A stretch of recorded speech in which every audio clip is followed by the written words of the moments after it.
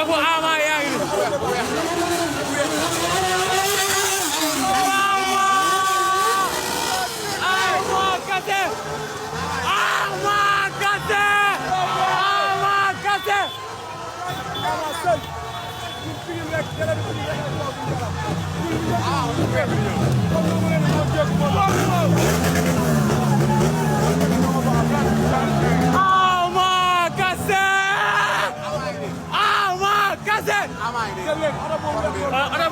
Ada bu weex bi la Ama Baldé nekk